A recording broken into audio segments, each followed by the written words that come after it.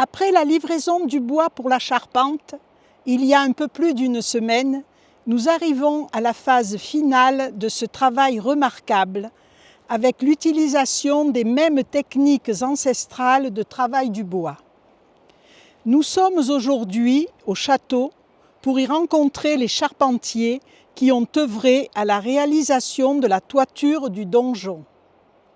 Nous nous trouvons avec M. Matteo Pellegrino, charpentier d'exception, dirigeant son entreprise La Charpenterie d'autrefois à Roquebrune-sur-Argent, qui va nous livrer ses impressions sur la vie de ce chantier, qui a mis en valeur des savoir-faire traditionnels du Moyen-Âge, et vous pourrez nous donner quelques explications. Très bien, bonjour. Donc on arrive à la fin de ce beau chantier, donc ici sur le château de la Reine Jeanne, où avec mon collègue Valentin et donc Paul qui est en apprentissage, Fange qui est venu de Bretagne travailler et Corentin qui est en stage, on a levé cette charpente qu'on avait préalablement taillée en atelier. Donc on est là depuis lundi dernier, ça va faire 8 jours de travail et ça y est, le bardage est posé. Donc ça a été une sacrée aventure, très heureux d'avoir participé à ce projet avec le bois de la commune en collaboration avec l'Office national des forêts. C'est un projet qui a beaucoup de sens pour moi. De l'arbre à l'ouvrage, de la forêt communale au patrimoine de la commune. C'est un projet qui a beaucoup de valeur à mes yeux aujourd'hui. Vous vous êtes servi des mélèzes de la forêt de Bouchanière de Sylvalongue et j'ai cru comprendre qu'il y en avait eu un d'Antrone. Tout à fait, pour les bardeaux. Donc pour la couverture, on exigeait une certaine qualité qui était présente à Antrone. Et du coup, voilà, des beaux mélèzes. D'accord. Et est-ce qu'il y a un traitement du bois ? Non, il faut savoir que le mélèze, le bois de cœur du mélèze, est de très bonne qualité. C'est un très bon bois d'œuvre, très résistant aux intempéries, dans le temps, une très bonne résistance mécanique. Donc en façonnant les poutres, en les rendant carrées, on a pu purger un maximum d'aubier, c'est la partie extérieure de l'arbre, ce qui fait qu'on reste avec une très bonne qualité de bois, pas de traitement. Pour la restitution de la toiture de la tour, vous vous êtes scrupuleusement appuyé sur le projet établi par l'architecte du patrimoine, Madame Agnès Sourtanzi. Oui. C'est exact ? Oui, on a travaillé en collaboration avec Agnès. D'accord. Bien sûr, elle s'est appuyée sur des documents d'archives, certainement. Tout à fait, oui. Donc on peut dire que cette tour est certifiée et on peut rassurer qu'elle est identique à la première construction. C'est ça. On n'a rien inventé dans le métier de charpentier. Charpentier traditionnel, c'est des techniques qui existent depuis plusieurs centaines d'années, des techniques qui ont fait leurs preuves. Si on prend l'exemple de Notre-Dame de Paris qui a duré plus de 800 ans avant de brûler, c'est des ouvrages qui techniquement tiennent la route. Nous vous remercions et tous nos compliments. Merci beaucoup, au revoir. Merci.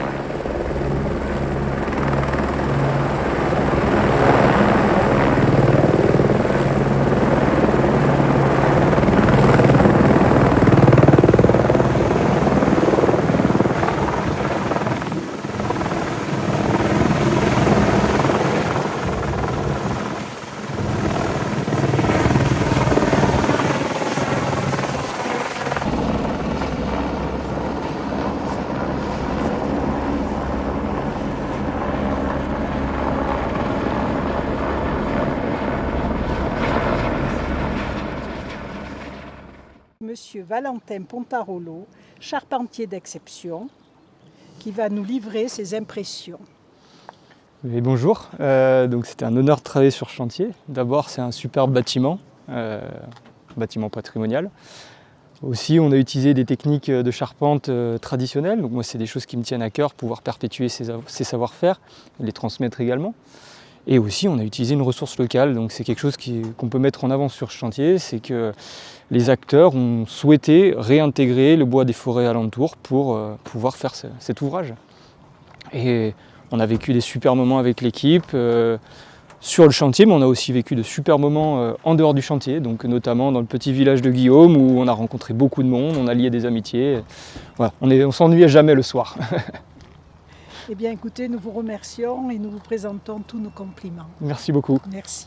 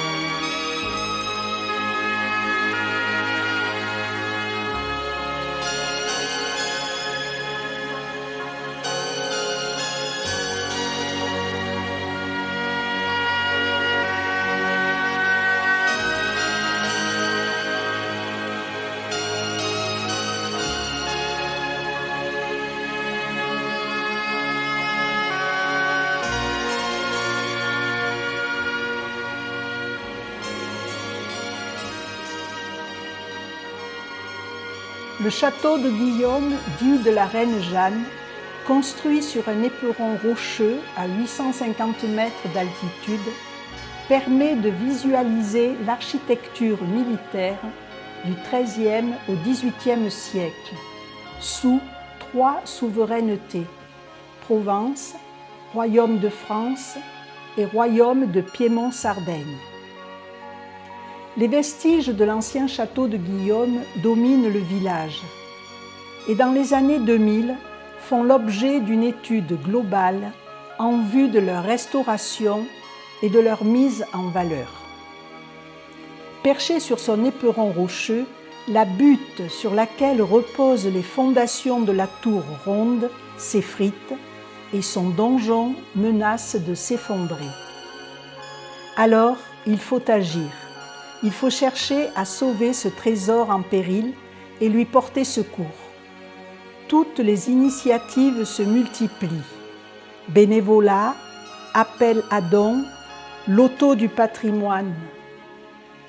Ainsi, en décembre 2015, création de l'association Les Amis du Château de Guillaume, sous la présidence de Madame Isabelle Masseglia, entourée de Jacques et de Bernard. Voilà 10 ans. Juillet 2018, le projet de restauration et de mise en valeur du château a été sélectionné par la mission Berne dans le cadre du loto du patrimoine en partenariat avec la Fondation du patrimoine. Août 2019, les travaux de confortement des fondations de la tour ronde sont lancés. Juin 2025, le château retrouve la toiture de sa tour. L'association Les Amis du Château de Guillaume, sous la présidence de M. Patrick Poirot, vous donne rendez-vous pour l'inauguration officielle des travaux le samedi 12 juillet 2025.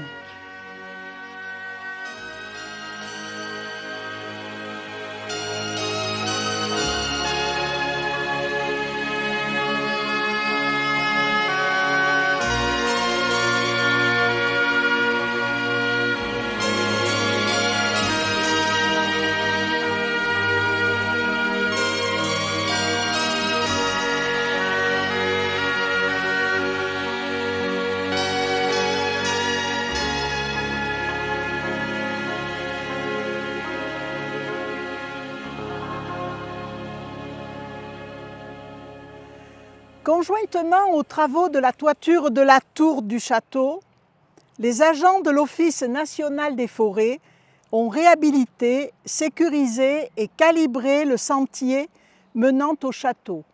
Les garde-corps ont été réalisés et posés par une entreprise locale, Rémi Vian, sous la responsabilité de M. Florent Battiston, responsable de l'unité territoriale ONF Nice-Mercantour.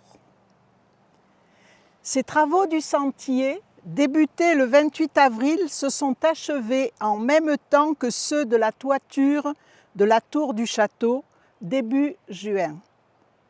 Nous vous invitons à nous suivre pour découvrir ce sentier, art, nature et patrimoine.